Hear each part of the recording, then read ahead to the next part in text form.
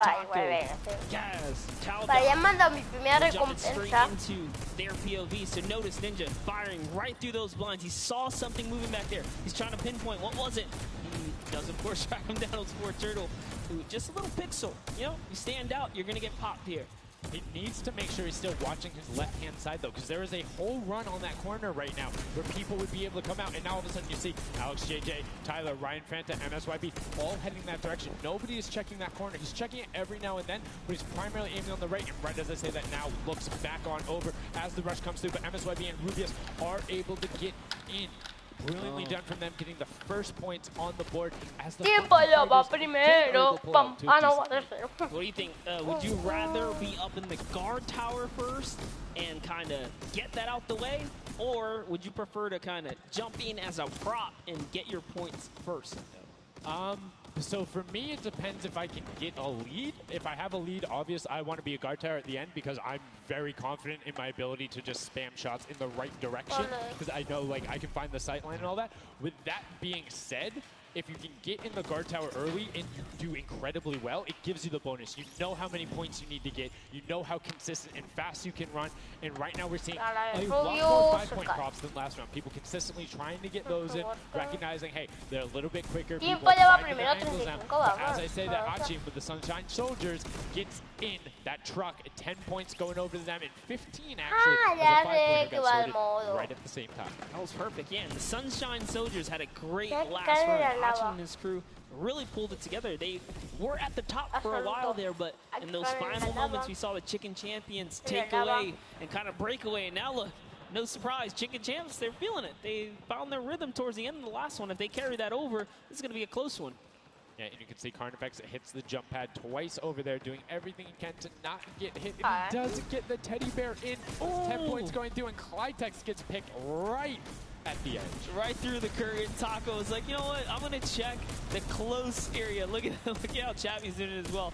He's actually eliminated 9 props so far, so he is really firing away here, trying to see if anyone's trying to make a mad dash while the curtains are up, and Sammy gets caught right there.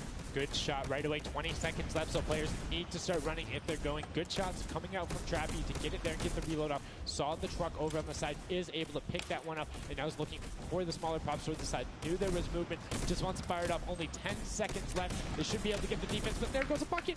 Look at it. Oh, the cactus. Those are hard to hit. There goes, able to pick it up just at the last second. Good attempt from Putu, and you can see the points already coming across. Players so far sticking to their game plan. 5 and 10-point props all the way. That is the way to go. Inch your way up and over to that victory there. But that was just the first round of 4 here. Round 2 is going to begin. What's going to happen now is, again, the guard tower is going to mix up. We're going to see new players in the guard tower, and then the other players that were previously in the guard tower back on the prop point floor. Yes, you get 1 round in the guard tower, 3 rounds of running as the props, and you can see right away now you have the Funky Fighters up top, and the shots go out as soon as the blinds go down, not letting anything happen as the props march their way out of spawn. This is fun right here. I love watching these trucks waddle about, really trying to find their way, and they see the light go to change, plant themselves down, and back out to the field here. Yep, and desperately trying to avoid, there's no way. You're stacked on top of each other. Come on, you gotta shoot one of the 2. Shots are going towards it, but right now Zan trying to get that cuddly cute teddy bear into the incinerator. Not a sentence I ever thought I would say there, as the Archer is now doing everything he can. Hits the bounce target twice and is able to convert as Magma gets another quick run and sneaks in under the shots of Dracius. That's right. And this is just getting closer and closer as we have a 3-way tie now. The Fish Fam, Llama Record Company, the Cuddle Crew, all at the top here, and it's still a very close game so far. Dan Yan right here from the Sunshine Soldiers, peeking around, using that camera angle, trying to see when it's time, wants to waste no time here. It goes down and off to the races she goes. Will it change? Yep. Actually, stops early too. Says, you know what, I'm gonna play it safe. I'm gonna stop before the curtain comes up. and she has to be having a blast right now. She says one of her favorite things about creative mode is kind of the wacky and Waynian situations you get into, particularly like prop hunt. So this must be a game mode that she's doing incredibly well and enjoying herself in. As you can see there, her team is able to get a couple of props in there. Gotaga and Clytex try to make the final little sprint. Hand of Blood gets another 10 points over, as does Taco with a 5-point statue there. Scissors is hanging around on the side there. Will go through. No, I did not mean to call you trash. You just are a dumpster now, quite literally. Quite literally, but oh, the rage. I read the lips. He said, I was so mad. He got taken out right there. And I like this. Let's see how he decides. He's going for those 10 points, though. Notice he went straight to the right for the big objects. That's the risk. That's what it was about. That's what happens. You need to be careful not only of the fact you're bigger, easier to see while you're moving, but you need to find a blank space in order to set down. Can't be clipping into anything else with 45 seconds remaining in round 2. And you can see Svetos a minute before the guard looked at him. He's like, I don't know. I'm out. Right there. And right now, relatively top heavy. 70-70, and as I said, Fish Fam does get their 80th point, but Lachlan hanging out on top of the Rebel, 28 seconds left, does find an angle that you know, no he actually really didn't park either. He just jumped on top of it. You know, I haven't been to this section here where all the vehicles are. This is the section I'm talking about, where you can grab a burger in a bucket, go out, and not expose yourself except for during one period. And as long as you either full run the time through, or you opt to sit still during that time, then you're good. You will score literally every single run. It's just you have to be a 2-point prop, and you have to go to that exit. Oh, Dan Yen right there, unfortunately, couldn't push through in those final moments there. And that was round 2 of 4, as we are looking to get into round 3 next.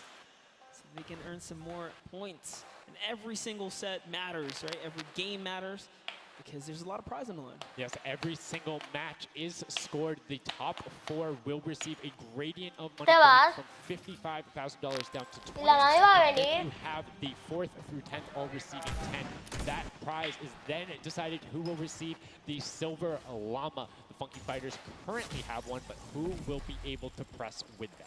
Clytax, that vehicle is way too big, buddy. You can't just be trying to squeeze it behind that and not think someone's going to see the tail end of it.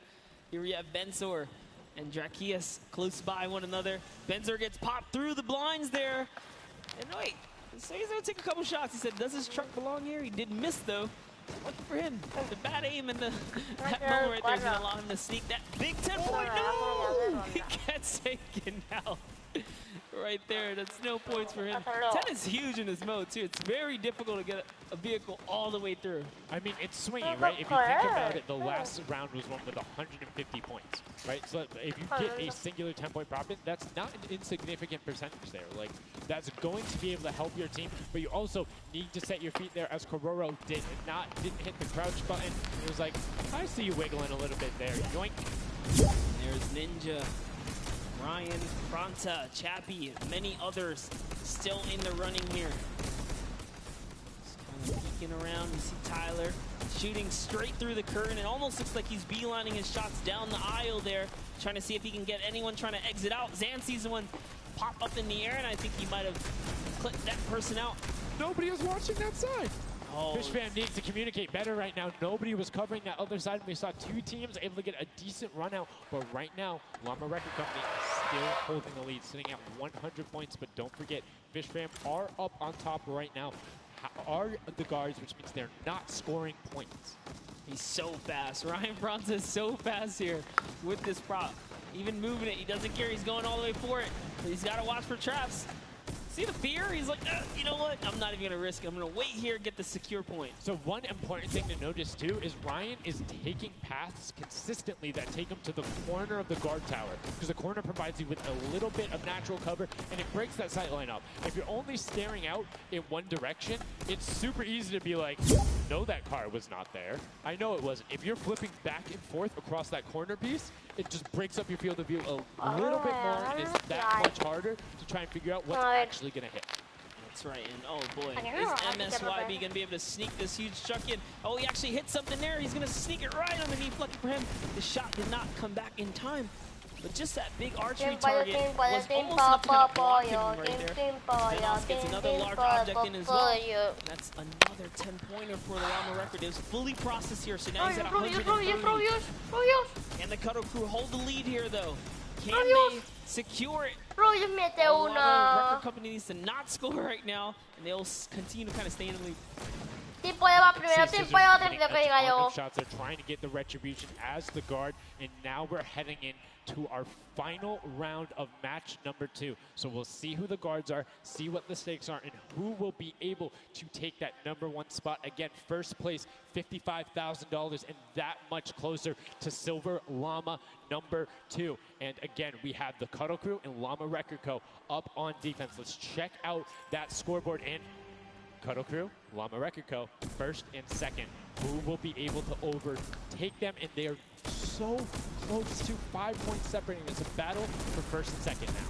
Yes, Lackland and the rest of his team are trying their hardest. They have to stop people from scoring. If the Chicken Champions get up, they can just easily snag this away. But for now, they know the Llama Record Company cannot. They can't take them over.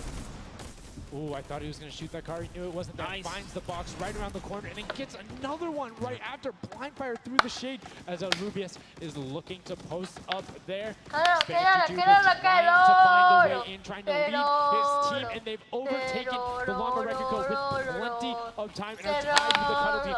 Any singular point now will put the Chicken Champions as our match 2 winner. They need so close. 1 prop.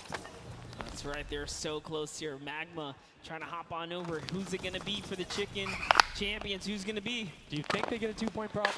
They have the scoreboard in front of them. They know they need only that. Do you think they win one, or do you think they stay with what they're doing right now? Honestly, I think they're just going to see what they're doing. It's working. Why break the formula here? They have over a minute to do so. And just like that, they are going to sneak in here. Brilliantly done. They're overtaking them. And now the question is, can the Little Whip Warriors get enough to catch up? It's a 25-point spread. You can get that. You have 4 runners. You can get that in a single run if you're well coordinated enough. Will they be able to catch up, or can the Chicken Champions edge it out and be our match 2 victors? That's right, because the Cuddle Crew is now bumped out. The Chicken Champions are holding it. Little Whip Warriors have scored, though. 1 minute left here. Uh-oh. Ravens Revenge coming up as well, as is the Fish Fam. This is actually getting closer than we would have thought. They're close to pushing out the Cuddle Crew and the Llamas. Yep, and Little Whip Ninja also getting the 5 points there. Will be able to overtake. It's all about at least breaking the top 4 to get a little bit of the differentiation there in the prizing. But the Chicken Champions are pulling ahead. They're keeping that 25-point difference so far between the Little Whip Warriors. Little Whip needs to find a coordinated run with 10-point props in these last 30 seconds, or they're not going to get it. Meanwhile, Bensor running that statue and trying to lock up everything he can for the lead, and he's being extremely patient with it. Taking a corner run, finding everything he needs to do. Little Whip does get a 5 and a 10, and there's still now only 20 points behind the Bensor. It's going to be able to lock that one up from there. 5 points, 25, 15 seconds left. The Chicken Champions are sitting pretty. Yes, that's right. If the Little Whip Warriors don't score big right now, with all big props, it's going to be all over in 3 seconds. And it's not going to be enough here because the Chicken Champions, they actually pushed the lead even further. Did you see what happened at the last second? They did score. No. Ravens Revenge grabbed the 2-point prop, hard ran all the way through, got it in, right? And then that pushed them from 4th into 3rd. When we talk about every little interaction mattering, that was it. But the Chicken Champions, one might be able to say that was excellent. They were able to tender defend that title for the match 2 victory and putting them in a good spot to contend for the set 2 Llama. You can see the excitement there on their faces as they just realize, hey man, we got this. We're in the running here. The Junkyard Juke could be ours. And you can see they're still talking gameplay right now. Like, they want to know, what can we do more? That play you did right there was awesome, but they want the next one because there's 3 matches for each one of the sets, and a win there would put them in a fantastic spot to get the 2nd Silver Llama. You need that in order to be in contention, and if they're able to split it up away and deny it from the Funky Fighters, the field's wide open. Yes, it's not over yet. That's just another team who takes a victory here, making it that much closer of a running so far. And we saw the Ravens Revenge kind of sneak up too. You need as many points as possible. The bigger the placement, the better the prize as well for the round. So you can't just give up either. You got to push it all the way to the final moment. And hey, hats off to whoever's call that was on Ravens Revenge. That was a brilliant decision, showing exactly why you're able to qualify for the Fortnite World Cup Creative Finals, why you're playing on that stage. Those are the big plays, but again, brilliantly done from the Chicken Champions. Consistent runs, stuck to their statues, stuck to their routes, and took the corners. And now we're actually going to have a chance to talk to our Chicken Champions, the Match 2 champions. Zeke has them up there on the top floor. Zeke, what do you got for us? What's going on, guys? I'm hanging out with the Chicken Champions, guys. That game was insane. Feathers were flying, and you guys clutched it up. Did you figure out the strategy? Because you guys were well and ahead of everybody else. Yeah, we practiced yesterday, and everything is thanks to this guy. This guy always goes for the 10 points, always, and he always gets it. So thanks to you, man. All right, then I'm coming to you, Mr. Carey. What was the strategy? How did you get the 10 points in there? Was it the same every time? Did you switch things up? Yeah, go for the 10 points each time and do the same strategy, and it seems to work. So in this intense game of red light, green light, were you like stopping early, or were you just like going as far as you could go and then waiting for someone to spot you and stopping, or what was your plan? I'm taking it very patiently. All right, now over to you guys. What do you guys think of this game mode? Has it been everything you thought it's been? Yeah, it's great. We had a game plan. We definitely did what we came to do, and that's what we expected. So. Very well executed. You did not lay an egg. All right, final question for you. I want to give you the chance to tell the world, you know, all the fans something. What do you want to tell them? Thanks for the support from Spain for the other world, and my team is it's good in this mode, and will we win the next match? There you go. The excitement is real. Gentlemen, congratulations. Best of luck going forward. We're sending it back your way. Brilliantly done there from the Chicken Champions. Thank you so much, Zeke. They're excited to be there. They stuck to the gameplay. And shout out to Bensoy. The one thing he was looking forward to on this trip, running through, securing that for the Chicken Champions, and immediate El Rubius turned to him and was like, it's all him, man. He put the team on his back or put the team in his dumpster. I don't know. That normally that wouldn't be a good thing, but in this circumstance, hey, it worked out for him. Yeah, another prop to Kyoto as well. The only, or one of two controller players here, you know, in the creative finals. So very nice of him to kind of represent for those guys as well. And again, just showing that he's got the moves out there. He's able to find the right angles, and now we've seen some developments from match 1 to match 2. Yep. What was the big thing that stuck out from you that was different? And that last one, honestly, finally seeing someone pick up those 2-point props, right? Using those are points right there. But with that, we'll jump over to Bala. We'll take a fun look at some of the things that developed in our last few moments. So much, guys. Yes, the Junkyard Juke is developing nicely. Everybody's starting to figure out what all the different tools and props they have available to them. So with that, we're going to hop into some of the tips and tricks that I've seen from the Junkyard Juke so far. We can roll the clip right now as all these players. The first thing I want to point out is there are these springboards. Unfortunately, Danyan gets kicked out of the sky there. Not too happy about that. But moving on to Tomoya using the statue. This is one of the interesting scores I saw with the statue. Those higher point objects being useful. Scissors here with the springboard. The recovery and just barely doesn't get into the incinerator at the last second. And then here we have Tomoya. No, sorry. We have, again, just an awesome run towards there. Looking like a scene out of everybody, you know, crossing the street at the same time. Here's Dracius hitting some amazing shots through the black. And then he just continues shooting, just hoping that he can get a shot. This is the other team, the Cuddle Crew, doing the same thing, but then also synchronizing, making sure they have coverage on all angles. Finally, Tomoya made some amazing calls. We'll listen to them in a second, but this is what he did. Always timing it perfectly so that he can get in and make sure that his teammates also go at the same time and make it into that incinerator. Listen to what those communications were like from Tomoya and team. In this one, they made sure the countdown was perfect. 1, 2, 3, 4, 10. I got 10. I got 10. We are both. Hola. 2, 3, 4, 5. Stop. Oh, they kill me. If they don't kill me, I score 10. Don't 1, fight. 2, Okay, 3, I got 5, I 4. got 5. I got Mami, 10. No! He killed me. We are strong. que no me dejan de hablar. I scored 0 in the second one, that's the problem. I scored 0 in the first one, so Like, we are all close points.